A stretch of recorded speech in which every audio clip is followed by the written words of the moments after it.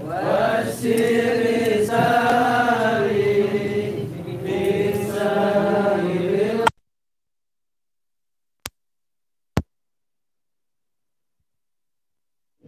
wala alihi washabihi wasallim.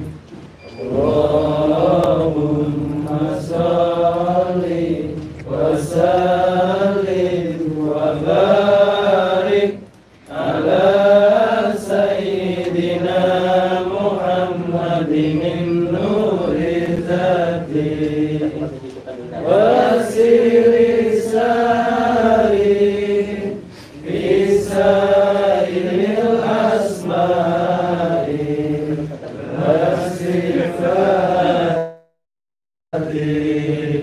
wa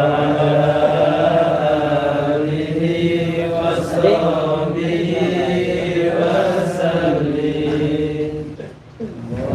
Allahumma sholli wa sallim wa barik ala sayyidina Muhammadin nuri zati wa sirri sari bisairil asma'i wa sifati wa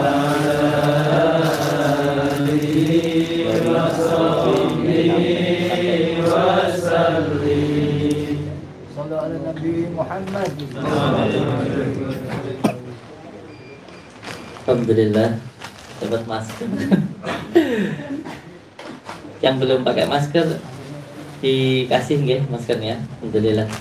Dari Bapak Muhammad Arifin Cikampek, masyaallah. Alhamdulillah. Nggih. Lebih betul masker. Alhamdulillah. Ini berarti beliau sangat memperhatikan kesehatan kula nih. Insyaallah. Melihat di itu aja. Lihat di YouTube. Insyaallah. Enggak, saya ucapkan. Oh, bikin sendiri. Bagus loh. Insyaallah. Cobain Pak Guru. Ini ada apa namanya? Iya, terus ada Dua lapis. iya, 2 lapis soalnya saya kan begitu nih. Bisa Nah, dicuci. ada bertingkat-tingkat nih kan nih. Cobain saya. Mantap loh ini, insyaallah. Sip. Iya, dia bertingkat-tingkat nih, masya Allah. Alhamdulillah, matur suwun sangat ya. Saya alhamdulillah matur suwun sangat karena yang saya lihat itu sebenarnya bukan barangnya, tapi perjuangannya beliau itu loh. Cikampek bawa masker, masya Allah. Allah Akbar. Semoga Allah melipat gandakan rezeki panjenengan, diberikan selalu kesehatan, amin Allah, dunia dan akhirat. Amin ya rabbal alamin, insyaallah.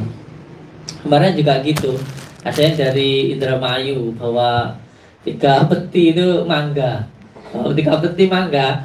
Jadi yang saya lihat itu bukan mangganya, tapi perjuangannya beliau itu loh, dari Indramayu bawa 3 peti mangga. Jadi saya makan itu sambil mikir, ya Allah, ini orang ikhlas bener, ya Allah, niatnya dari Indramayu bawa mangga ke sini. Ngupas dan makan sambil nangis saya.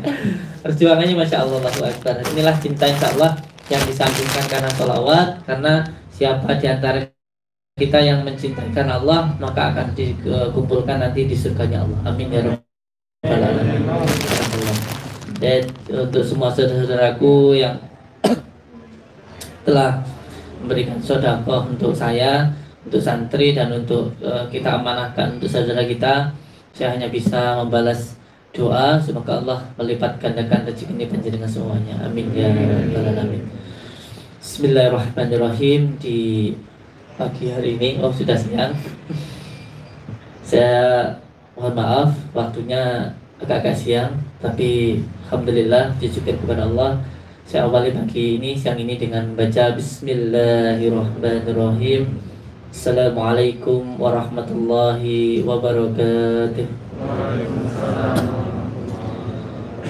Alhamdulillahirabbil alamin. Alhamdulillahirabbil alamin. Syukran ya salam. Segala puji syukur kita hadirkan kehadirat Allah Subhanahu wa taala yang telah memberikan kita kenikmatan yang sangat luar biasa ini, nikmat sehat, nikmat bisa berjalan, nikmat bisa melihat, dan yang paling penting alhamdulillah kita dapat berkumpul di pagi hari ini dengan keadaan yang sebaik-baiknya. Amin ya rabbal alamin. Mari sama-sama saudara-saudaraku kita syukuri nikmat sehat dari Allah ini dengan cara menjalankan segala perintahnya dan menjauhi segala larang-larangannya. Pokoknya kalau jenengan dan saya pribadi kalau ingin bahagia di dalam hidup ini, maka yang paling utama itu ialah bersyukur. Yang paling utama kalau kita ingin hidup kita ini di dunia ini bahagia, maka yang paling utama itu ialah syukur. Kalau kita sholat, itu hak prerogatifnya Allah. Apakah itu diterima oleh Allah atau tidak? Ketika kita berpuasa, apakah itu nanti diterima oleh Allah? Itu sudah menjadi hak prerogatifnya Allah. Tetapi kalau bersyukur, sudah menjadi janji Allah, siapa yang bersyukur kepadaku, maka akan aku tambahkan. Ini sudah menjadi janji Allah. Jadi kalau kita nanti bersyukur, insya Allah kita akan hidup bahagia dunia dan akhirat. Kuncinya hidup kita ini kalau ingin bahagia, ingin selamat, ingin sejahtera, maka bersyukur. Karena dari syukur nanti hidup kita, batin kita akan menjadi senang. Kalau kita bersyukur, maka batin kita akan senang. Demi Allah yang saya katakan. Jadi bisa berbicara dari apa yang saya rasakan. Kalau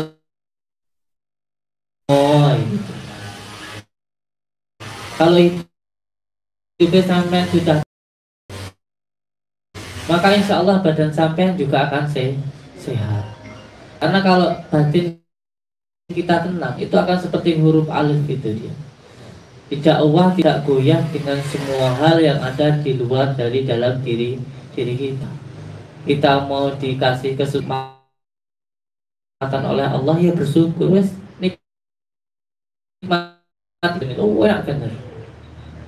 Dikasih kesusahan, ya sabar. Dikasih kesenangan, ya syukur. Jadi orang yang sakti itu bukan orang yang tidak pernah diberikan masalah oleh Allah, tapi tenang-tenang saja ketika diberikan masalah oleh Allah. Kata siapa? Orang yang setiap mendapatkan kelebihan itu pasti awal-awalnya mendapatkan kesusahan. Nah, pengen mulia kudu film prakoso, pengen sakti kudu film mukti itu gitu. Yang mendapatkan diberikan kelebihan oleh Allah itu awal-awalnya pasti diberikan kesusahan, kesedihan dan lain sebagainya. Ditempa dulu. Masya Allah. Saya itu dari kecil itu selalu sengsara. Dari kecil saya itu sengsara. Mulai dari ngurusin orang tua saya di kamar itu punya semuanya. Dari mulai maamnya. Tapi yang ketika mendapatkan masalah, ridho dengan apa yang diberikan Allah. Terima yang bantu. Enak benar orang muslim itu, insya Allah enak benar. Sampai pegang kata-kata saya.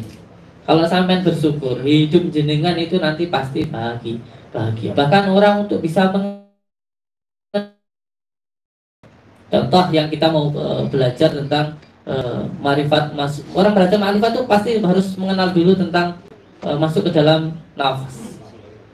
Orang yang mau belajar marifat itu pasti harus belajar dulu melalui dengan nafas. Pasti belajar dulu tentang nafas yang saya tahu. Tidak bisa ujuk-ujuk. Jadi harus mengenali dulu ke dalam diri kita. Dan untuk masuk ke dalam diri kita itu kita nggak akan bisa kalau tidak bersyukur. Makanya kalau kita sebelum berzikir, atau kita sedang sholat, atau kita sedang meditasi tasawuf itu yang pertama hatinya harus senang dulu.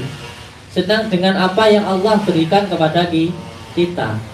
Ketika kita sudah senang, senyum, membaca Alhamdulillahirabbil alamin. Setelah itu duduk tenang dengan masuknya nafas, keluar nafas Allah, masuk keluar nafas Allah.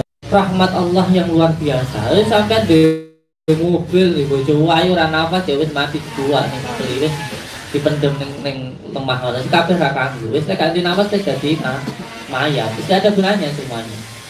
Sampeyan punya mobil bagus, spring bed harga ratusan juta. Kalau nafasnya tersengal-sengal wis ndak enak. Sak nafas ya ndak enak. Sampeyan kuwaben duwe apa iki dijal apa sampean gelem ora?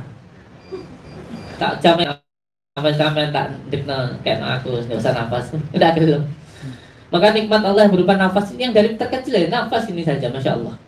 Makanya orang belajar makrifat itu harus belajar nafas dulu. Memahami tentang anafat, anafus, afal dan lain sebagainya. Harus memahami itu dulu. Itu sih yang paling rendah, yang paling dasar. Jadi kalau pengen hidupnya bahagia, jangan nunggu bahagia dulu baru bersyukur. Tapi bersyukur dulu baru mungkin dengan bahagia. Demi Allah, saya katakan.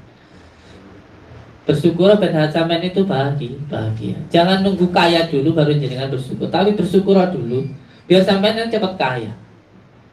Kalau tidak gitu susah nih sampean. Tidak ada kerjaan bingung cari kerjaan. Sudah ada kerjaan bingung kok nggak leren-leren gitu. Stop. Gak tiga udan pengen udah, tiga udan nah itu. Selalu kayak apa nih? Gak dua anak pengen, dua anak repot ya ramu.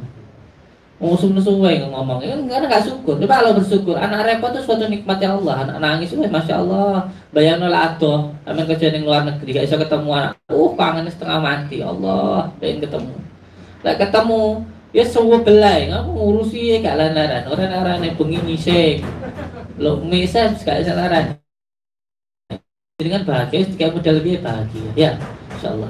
Dan kedua kalinya, sallallahu alaihi wasallam, mari sama-sama kita sanjungkan kepada junjungan kita, Habibina wa Nabiyana Muhammad sallallahu alaihi wasallam.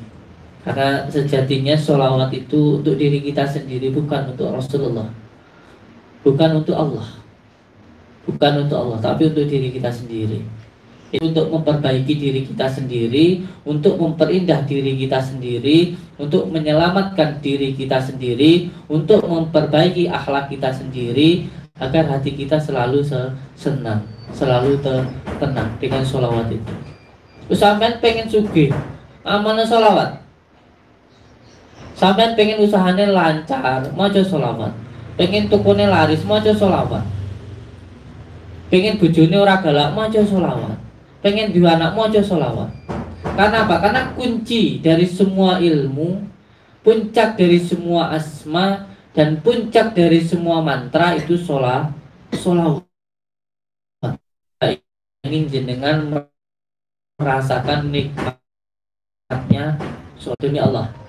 Kalaupun ada kekeliruan itu murni dari saya. Kalaupun ada kesalahan itu dari saya. Tapi kalau dari kebagusan, dari kenikmatan, dari kemudahan, demi Allah saya sudah merasakannya dari sholawat. Demi Allah, demi Rasulullah. Kalaupun ada kekeliruan saya, ada kezaliman saya, ada keburukan saya, itu murni dari saya, pengamalnya, bukan amalannya. Kalau amalannya demi Allah, saya tidak pernah melihat satu orang pun yang istiqomah di dalam mengamalkan sholawat, hidupnya sengsara. Saya tidak pernah melihat.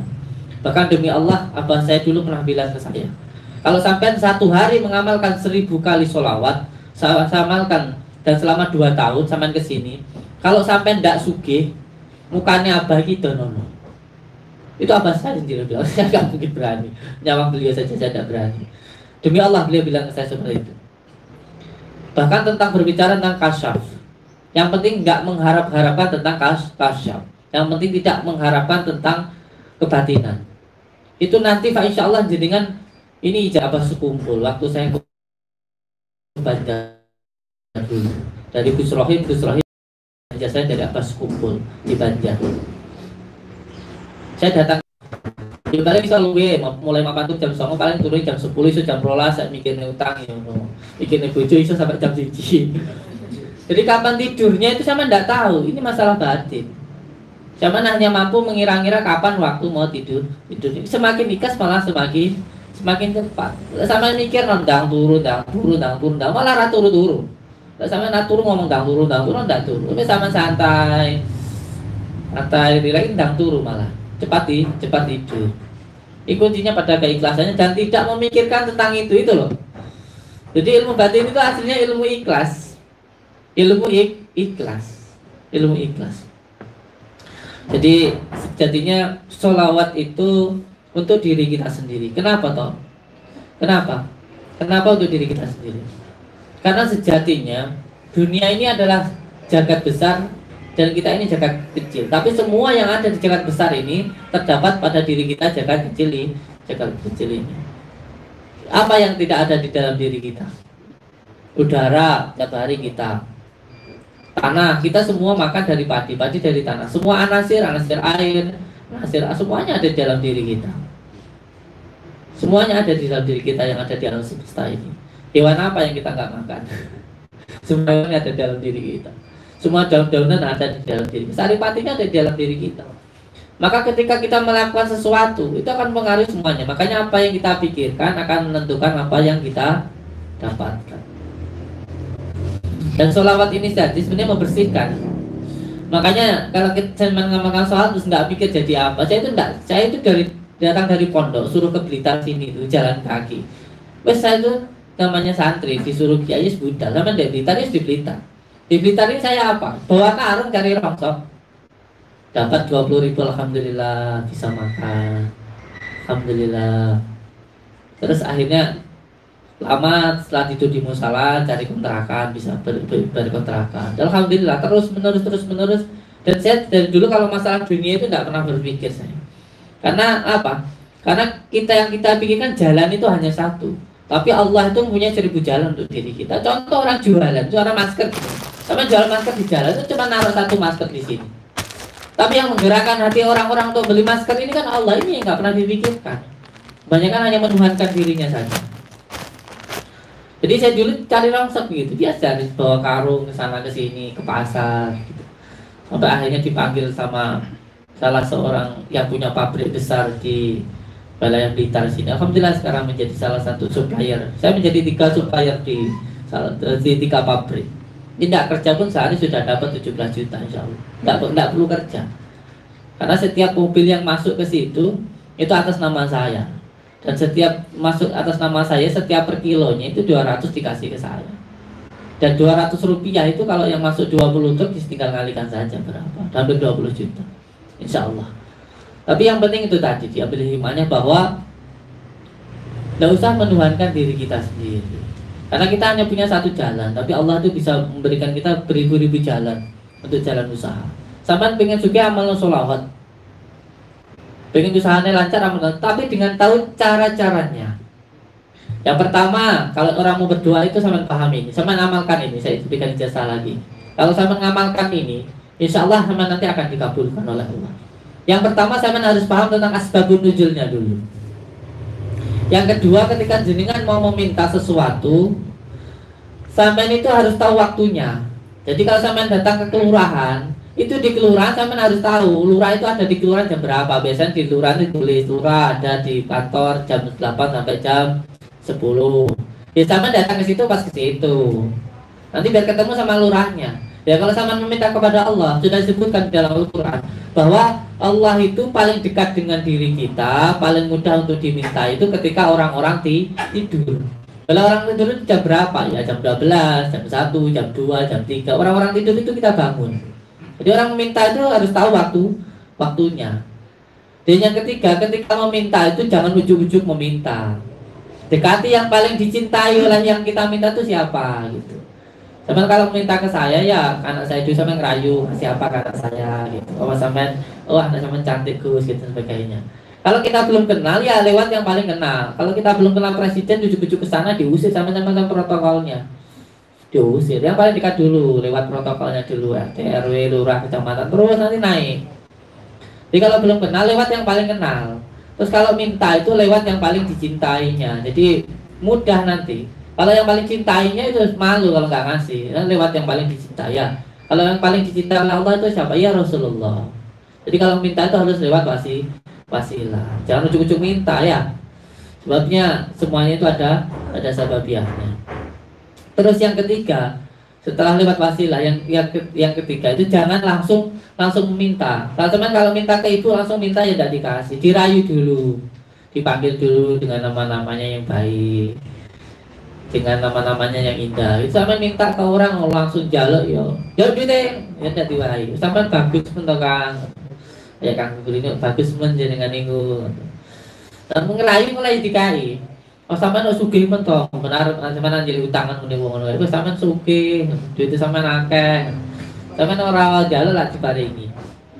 Jadi kalau minta kepada Allah yang pertama itu harus tahu waktunya, yang kedua itu harus lewat wasilah, dan yang ketiga itu harus dengan memanggil nama-nama yang baik. Dengan nama-nama yang baik. Nama-nama yang baik itu apa? Dalam Quran sudah disebutkan itu Asmaul Husna. Sampean tangi bengi. Kalau saya yang saya amalkan, karena saya itu hampir setiap malam itu melihat abah saya itu setiap malam itu mandi. Nanti saya terangkan tentang bab mandi ini, tentang air. Jadi ini sudah kesiangan apa belum ya? Wis ya. Saya terangkan sedikit saja. Air itu terbagi menjadi 3 ya. Ada air obat, ada air kesegaran, ada air penyakit. Jadi kalau air obat itu antaranya jam 12, jam 11, 12, jam 1, jam 2, jam 3, jam 4. Insya Allah air obat. Makanya abah saya itu sampai sekarang sudah umurnya sudah tua beliau itu. Tapi masih kelihatan muda, masih muda beliau sama saya. Sampai sekarang alhamdulillah sehat. Kenapa? Setiap malam beliau itu mandi. Jam 1, itu saya sering melihat beliau itu biasanya jam 12, jam 1, jam 2 itu mandi beliau. Pokoknya mandi setiap malam itu. Karena air obat itu ada jam 11, jam 12, jam 1, jam 2, jam 3. Lebih bagus jam 2, jam 1 atau jam 12 itu. Itu air obat. Ada air kesegaran. Dia tidak menimbulkan penyakit dan juga tidak menimbulkan obat. Itu jam 4 sampai jam 4 subuh itu sampai jam 4 sore itu air kesegaran. Bukan obat, bukan penyakit. Ada air penyakit antara jam 5 sore sampai jam 10 malam. Jadi yang pertama yang bisa saya amalkan itu kalau malam mandi. Jam 12 mandi, terus setelah itu sholat taubat, sholat hajat yang sering saya posting di FB saya itu di grup Padepokan Jati itu. Jadi saya posting itu amalia rutinan saya, dan di sini pun santri saya minta untuk mengamalkannya. Yang pertama mandi, setelah itu sholat taubat, sholat hajat, terus setelah itu baru membaca sholawat dan Asmaul Husna tadi itu. Jadi yang pertama mandi.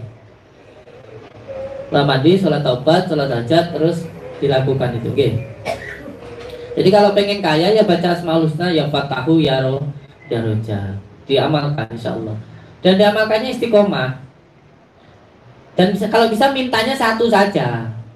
Ojo gota kali mumet malah. Cita konsisten 41 hari satu. Kenapa harus 41 hari? Ini jelaskan ribet lagi, panjang lagi. Jadi ada masa-masanya kita itu pemaksaan. Makanya kalau di pondok itu sampai dipaksa 41 hari, 7 hari, 2 tahun dan sebagainya. Sebab kita itu harus dipaksa memang. Nafsu itu harus dipaksa. Harus dipaksa. Nanti kalau nggak dipaksa, sampean mau dapat santannya kelapa itu harus dikepruk, dibanting, dipecel, diparut, diremet, baru keluar santannya. Santri itu ya gitu harusnya. Santri itu harus begitu kan. Di pondok saya biasa dipukul sama lurah pondok, digundul, kalau keluar malam tangan saya pegang mowo dan lain sebagainya, itu biasa. Karena memang apa? Ya memang itu. Santri harus gelem diperas gitu loh. Gua nih kawah condro di muka nanti baru keluarnya bagus.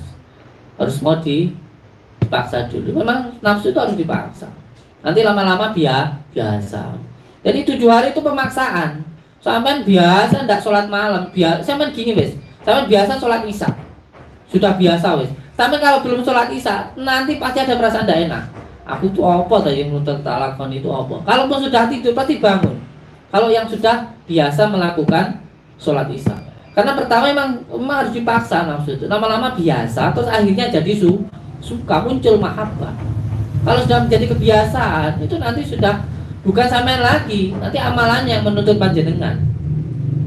Amalannya nanti yang akan menuntut panjenengan untuk jadi baik. Makanya harus dipaksa. Ini yang masih datang baru-baru ini dipaksa dulu gitu, nggih. Harus dipaksa. Ini lama-lama biasa, terus akhirnya jadi suka. Dilakukan selama 41 hari. Yang pengen usahanya lancar, ayo monggo. Bangun malam, mandi, sholat malam, terus lakukan membaca Al-Fatihah, sholawat, terus membaca Asmaul Husna. Kalau yang membuka tentang rasa, tentang batin, ya Asma ya batin atau ya Latif. diamalkan selama 41 hari. Jangan Bu, saya dulu cuma diminta 41 hari, tapi alhamdulillah saya lakukan sampai 15 tahun sampai sekarang, karena sudah suka gitu. Kalau tidak melakukan itu kayak gimana gitu, jadi akhirnya suka. Dan yang ketiga kalinya, saya tegaskan pada santri-santriku semuanya bahwa kalau ingin hidupnya jenengan bahagia, maka bahagiakan oleh orang tua sampean. Kalau pengen hidup sampean itu bahagia, maka bahagiakanlah orang tua kita. Kalau pengen hidup kita itu bahagia, maka bahagiakanlah orang tua kita. Bagaimana hidup panjenengan ke depan, tinggal bagaimana jenengan ke orang tua jenengan. Itu pusaka yang paling ampuh. Jadi kalau kuncinya, puncaknya mantra dan asma itu sholawat, maka pusaka yang paling ampuh, hikmah yang luar biasa, karomah yang luar biasa, kan maunah yang muncul itu bukan dari merah delima, bukan dari keris songo, bukan dari bukan, tapi dari orang tua kita. Ketika orang tua sudah meninggal, maka hilang satu hikmah, satu pusaka yang paling ampuh di dalam hidup kita. Kalau sampean pengen hidup sampean itu bahagia, maka bahagianlah orang tua. Kalau sampean ingin hidupnya mudah, maka mudahkanlah orang tua sampean. Itu kuncinya cuma satu itu toh. Dan demi Allah ini yang saya alami, yang saya rasakan, dan bukan dari kitab atau dari orang, yang saya rasakan sendiri. Bagaimana sampai nanti ke depannya hidupnya mau bahagia, nggak ke frontal dalam mencari rezeki, nggak kesusahan. Kan banyak orang itu yang datang ke sini, mohon maaf, tapi tidak pernah saya posting. Kerja selalu ditipu orang, selalu bangkrut. Bilangnya gimana? Saya itu ditutup rezekinya sama orang. Padahal demi Allah saya di batin saya itu tidak. Ini karena dosanya kepada orang tuanya. Sampai bentak orang tua, minta maaf langsung dimaafin. Orang tua itu sayang kok sama kita. Tapi sakitnya sampai mati nggak bakal hilang. Sakitnya ingat waktu melahirkan panjenengan. Ini yang perlu sampean pahami. Tidak usah ngarepnya apa-apa. Sampean kalau bisa membahagiakan orang itu, saya yakin demi Allah, hidupnya sampean itu bahagia. Dan yang kedua yang sudah meninggal itu, yang sudah meninggal banyak sekali orang itu yang hidupnya itu tidak bahagia, bukan karena tidak didoakan oleh orang tuanya. Karena tidak ada orang tua yang nggak mendoakan anaknya untuk jadi orang kaya, orang sukses, enak dalam, nggak ada. Cuma masalahnya cuma satu, anaknya nggak mau menyambungkan dengan orang tuanya. Jadi kayak sampean itu sudah dikasih tandur air besar sama orang tuanya, harta banyak, hidup enak, tidak susah, mudah, itu sudah diberikan sama orang tuanya sampean. Cuma sampean tidak mau menyambungkan dengan galon air yang sudah diberikan oleh orang tua sampean tadi itu, nggak sampean sambungkan. Jadi orang tuanya meninggal tak mau mendoakan. Jadi mendoakan itu untuk dirinya sendiri, bukan untuk orang tuanya. Jadi suksesnya anak, suksesnya diri kita ini, anak-anak ini sebenarnya bukan dari kerjanya. Demi Allah yang saya rasakan, kerja saya mudah, semuanya dipermudah Allah, itu bukan dari kerja saya, tapi insya Allah dari doa orang tua saya dulu, yang dulu bangun malam mendoakan saya dan lain sebagainya. Pada akhirnya sekarang semuanya seperti dipermudah Allah, semuanya wis. Saya itu kerja wis, kerjaan saya itu cuma tidur, megang HP. Tapi karyawan saya itu 15 yang kerja di sana. Dia kerja di dewi. Ada yang nyopir, ada yang kirim, ada yang ngambil, alhamdulillah. Tidak pernah repot sama masalah itu. Kita kerja sendiri. Kayak dipermudah gitu oleh Allah. Jadi kalau orang baca sholawat, terus insya Allah kalau sampean nanti berbakti kepada orang tua, sampean itu kayak sak melaku supaya dipermudah gitu loh. Wes sak melakumu, penak ya gitu loh. Dia kalau baca sholawat itu seperti perangko itu loh. Perangko yang dia itu nanti akan langsung datang kepada yang dikirim. Jadi di dalam sholawat itu mampu menembus 70 hijab. Jadi orang berdoa itu ada 70 hijab yang menghalangi. Dan kalau orang senang membaca sholawat, itu nanti tidak perlu meminta, itu sudah diberikan demi Allah. Ini yang saya rasakan, insya Allah. Jadi kalau orang senang membaca sholawat, itu belum berdoa pun sudah diberikan. Karena apa? Karena Rasulullah itu kekasih Allah, yang dicintai Allah. Dan kalau kita ingin dicintai Allah, maka kita harus mencintai Rasulullah. Kalau kita sudah dicintai oleh Allah, tidak usah jaluk, teman. Tidak usah jaluk. Orang namanya cinta sama orang itu nggak perlu meminta, tidak perlu zaman itu minta. Malah apa sih yang mencintai sama golek apa sih ini pacarku kayak sama golek no. Karena sudah ini yang paling luar biasa dari sholawat itu. Makanya jangan heran kalau orang yang sedang baca sholawat itu kayak sabdo dadi gitu. Ngomong sak apa kayak penak gitu, nglakoni apa-apa penak, kerja sak kerjane ku enak gitu. Insyaallah. Bahkan nanti bojo loro ya penak insyaallah. Wassalamualaikum Muhammad. Yang ketiga kalinya ini yang terakhir ya, yang berkalinya ya, kesana langsung pengobatan. Sudah numpuk Masya Allah. Jadi begini, saya minta ke panjenengan di dalam doa itu perlu dipahami. Ada doa secara batiniah, ada doa secara dohiriah. Ini yang kadang jarang dipahami oleh orang. Kalau mau pengen kaya, ya jangan hanya membaca doa saja. Tadi pahami tentang asbabun nuzul tadi itu. Jadi saya belum menerangkan asbabun nuzul. Asbabun nuzul itu tentang asal muasal sebelumnya, ceritanya piye gitu. Jadi kalau kita minta itu ya coba, kalau kita minta sehat, apakah kita kalau kita diberikan sehat itu bisa kita gunakan untuk ibadah? Apakah kalau kita dipanggil Allah segera datang atau nunggu punggung? Sama ditolak ibu sampean Rene Din, randang moro terus buatan jual lo sak karep sak dek sak enet. Ya gak bakal diparingi. Jual lo baju, dikai baju tinggo kotor-kotoran, ora dihargai. Yang menjaga sehat, wah sehat ora tau ibadah, ayo repot. Sehat ora tau dengar Gusti Allah, suwaken bunga ya Allah ya repot ini nanti. Kalau kita diberikan sesuatu dan kita hargai, kita gunakan untuk yang baik, nanti kalau pas lagi nggak ada kita minta juga bakal cepat dikasih. Kasih sehat, gunakan untuk ibadah kepada Allah. Nanti kalau pas sakit minta sehat lagi mudah oleh Allah. Oke. Yang keempat kalinya doa itu ada yang bersifat batiniah dan sifat dohiriyah. Makanya kalau di pondok itu selalu diajarkan dua hal, memastikan dohir maupun batin. Makanya sebelum dikasih ijazah disuruh untuk istilah dulu, khalawat dulu, nanti berikan ijazah. Kalau mau minta kaya ladun di dunia itu, ya caranya bagaimana? Malam wirid, setelah itu subuh bersedekah. Orang sedekah itu wis tidak perlu itu muslim non muslim, semuanya itu diberikan oleh Allah. Orang sedekah itu seperti orang menanam. Orang menanam itu sampai lihat wong nanam kayak kata wong muslim, wong kafir, wong sembarang. Sapa sing nandur ya dikar Allah diparingi. Sebab Allah itu punya sifat Rahman. Ini sangat luar biasa. Sangat luar biasa, sudah nggak ada terus nanam. Ya memang begitu. Itu malah luar biasa. Adanya jagung cuman padi cuman segenggam ditanam, tahun dapatnya buah banyak. Nggih. Allah sallallahu alaihi wasallam Muhammad. Maka langsung kita mulai saja. Yang mau salat dulu sebentar. Bismillahirrahmanirrahim. Allahumma shalli ala sayyidina Muhammad wa ala ali sayyidina Muhammad. Sambil saya tegaskan bahwa ini nanti biar tidak jadi perbincangan perdebatan bahwa ketika berobat di sini sejatinya semuanya gratis. Saya tegaskan dan tidak salah paham semuanya nanti. Yang 5 juta, 7 juta ya repot ini nanti. Semuanya saya berikan gratis semuanya.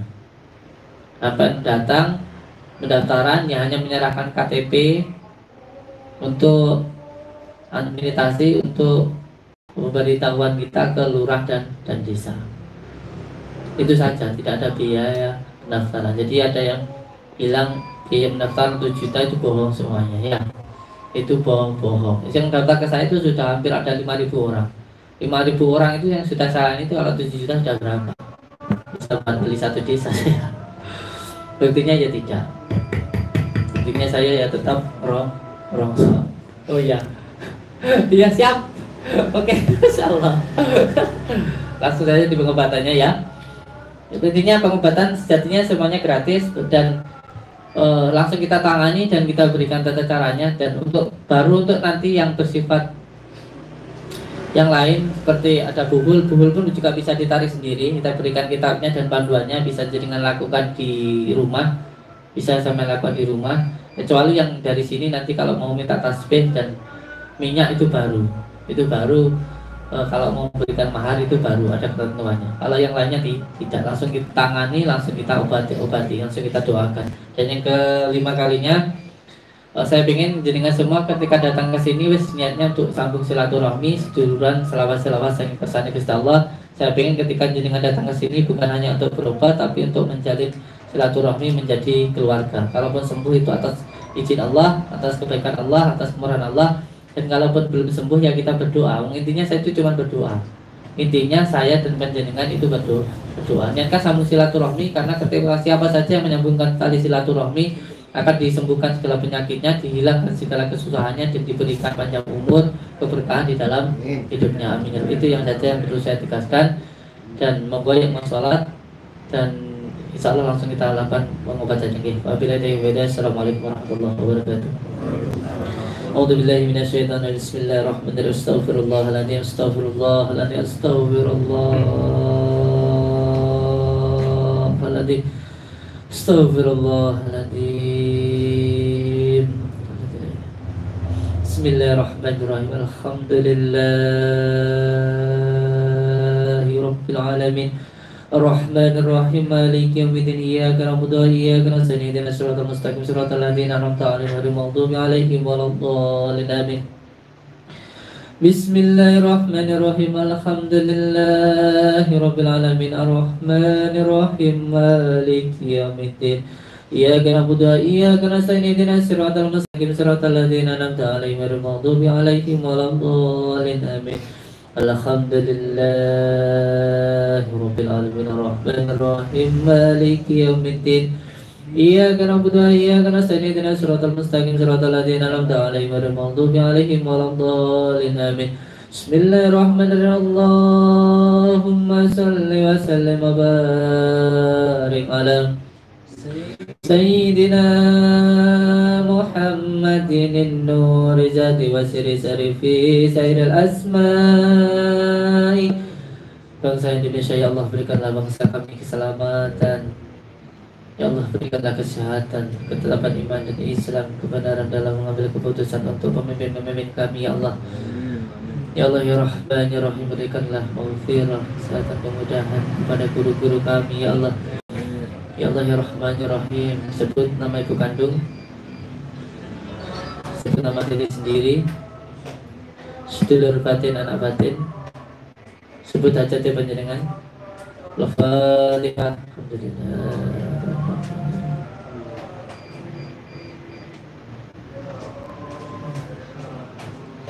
Sifat wa sifat wa sifat wa sifat wa sifat wa ala alihi wa sahbihi wa sallim. Alhamdulillahi Rabbil Alamin. Belum yang terakhir nih, saya tegaskan. Itu yang terakhir kaget ya. Semua santri perlu saya tegaskan. Untuk semua santri, saya selalu mengatakan ini berkali-kali. Siapapun yang masuk di dalam padepokan ini adalah saudara-saudara saya. Dan di dalam saudara, untuk menjaga persaudaraan ini harus saling menghormati, saling menyayangi, dan satu penyakit hati yang bisa menghancurkan di dalam keluarga, ghibah. Jangan sampai ada ghibah. Tidak boleh satu santri dan satu santrinya membicarakan keburukan yang lainnya. Tidak boleh. Ini penyakit hati yang paling besar. Dosa ketiga setelah zina, setelah syirik, zina adalah ghibah. Hati-hati ini. Ghibah ini benar-benar sangat dahsyat di dalam menghancurkan sebuah organisasi, di dalam sebuah keluarga. Sampai punya istri tidak boleh membicarakan istrinya, bojoku ki cerawat ngomongin sama orang. Auzubillahi min dzalik. Ini berarti sampai membuka kehormatan sampean, membuka aib yang jenengan, menelanjangi diri jenengan kepada orang lain. Auzubillahi min dzalik. Tidak boleh. Tidak boleh satu santri ngomongin santri-santri lainnya. Ke siapapun. Siapa yang membuka itu berarti sudah satu pengkhianat. Auzubillahi min dzalik. Jangan sampai ada satu santri dan satu santrinya membicarakan keburukan yang satunya. Itu tidak boleh. Walaupun itu benar, itu adalah ghibah. Kalau salah itu fitnah. Auzubillahi min dzalik. Ini perlu saya tegaskan. Ini untuk menjaga persaudaraan di antara kita. Tidak boleh. Contoh, seumpamanya ada santri satu susah dibangunkan, dinasihati harus secara langsung. Tidak boleh harus di tempat yang ramai. Kalau dipanggil baik-baik diberitahu. Kalau tidak mampu suruh pulang. Jangan sampai menyakiti hati santrinya. Satu yang lain dengan harus santrinya harus baik. Ini satu keluarga. Dan saya katakan siapapun dan dari manapun ketika masuk di dalam pondok sini adalah keluarga saya. Di dalam pondok harus saling menghormati, harus saling menyayangi dan saling satu menghargai. Ketika sampean berbicara satu hal yang buruk, maka sama itu memakan apa yang ada di dalam dirinya. Berarti sampean memakan bangkainya. Kalau sampean berbicara buruk, maka semuanya akan terlihat buruk. Ini jalan masuknya setan. Tidak orang berilmu, tidak orang bodoh. Bisa masuk ini. Kalau sampean berbicara tentang satu kesalahan seseorang, maka semuanya akan salah. Kalau sampean berpikir satu hal yang baik, maka semuanya akan baik. Tapi kalau berpikir istri ini sampean itu membicarakan, ya Allah istri saya itu baik, dari pagi sampai siang ngurusin saya sampai anak saya, semuanya akan terlihat baik. Sampean akan punya rasa kasih sayang, ikhlas. Tapi kalau sampean berpikir istriku itu cerewet, Kalau udah semuanya yang baik-baik akan hilang. Ini perlu untuk dipahami. Jadi serangan kita itu bukan hanya dari luar, tapi juga dari dalam. Hati-hati tentang ini. Menjaga organisasi itu harus ada saling menghormati, saling menyayangi, dan saling menghormati. Kalau sampai ada yang satu membicarakan satu yang lainnya, sudah. Saya tidak ada lagi komitmen di situ. Orang itu berarti sudah busuk di dalam hatinya. Ketika ada yang membicarakan keburukan orang lain, sudah pasti dia akan membicarakan keburukan kita kepada orang lain. Di dalam hatinya sudah ada kebusukan, sudah ada kotoran di situ. Seperti ada tai ayam yang nempel di dalam hidung. Jadi semuanya nanti ke cium bau tai ayam. Padahal tai ayam itu ada di hidungnya. Ini repot seperti ini. Ini penyakit hati. Harus dihilangkan, ditekan. Kalaupun ada yang bicarakan itu segera ditinggalkan. Siapa yang bicarakan, apalagi membicarakan di sini ustadznya siapanya, sudah pasti itu buruk. Sudah terputus. Kalau sinkron antara HP dan satu, tidak boleh. Tidak boleh santri sampai membicarakan, apalagi membicarakan, memfikirkan keburukan ustadznya saja tidak boleh. Tidak boleh. Apalagi sampai mengoreksi. A'udzubillahi min dzalik. Saya itu ikut Kiai Haji Syuti Al-Ghazali di Cepu, Jawa Tengah. Itu saya ikut di sana beli. Saya tahu sendiri. Bahkan di zaman Rasulullah, di zaman dulu saja ada beberapa hikayat. Seorang santri itu sama kiainya disuruh untuk beli minum, untuk mengetes bagaimana ketadiman santri kepada kiainya. Disuruh beli minum. Sampai coba tak suruh beli minum, tak suruh beli bir gitu saja, gimana sama? Terus saya tak suruh beli minum, tak suruh minum, gimana sama? Dan ternyata ketika diminum itu cuma air putih saja. Saya itu sering sekali melihat Abah itu melakukan suatu hal yang aneh. Jadi alhamdulillah karena cinta saya, mahabbah saya ke beliau, saya tidak pernah. Bagaimana kalau Abah saya mengatakan sama nanti pasti kaya, sedangkan Abah saya sendiri tidak kaya, kerjaan cuma di ladang. Bagaimana sampai mau memahami tentang ilmu? Kalau sampai masih ada perasaan buruk di dalam hatinya, nggak akan masuk ilmu guru ke dalam santri. Ketika santri ada keterburukan, ada keterhijab antara santri dan guru. Bagaimana ilmu itu mau masuk ke dalam diri santri tergantung bagaimana hati guru itu ada di dalam santri. Ini untuk ustaz kita, kasihan beliau ini ya. Untuk semua yang berjuang di dalam padepokan. Ini penyakit hati. Ini penyakit hati ini berbahaya. Saya tegaskan dan semoga kita semua bisa menjadi saudara, seduluran selawas saking kersane Gusti Allah. Saya di sini tidak mencari apapun dari panjenengan dan saya ingin jenengan pun tidak mencari apapun dari saya. Kesaktian dan semuanya itu tidak ada di dalam diri saya. Yang ada hanya Allah. Jadi ketika jenengan niatnya karena Allah, insya Allah dengan tidak akan kecewa. Kalau kesini niatnya menyambung tali silaturahmi, menjadi saudara.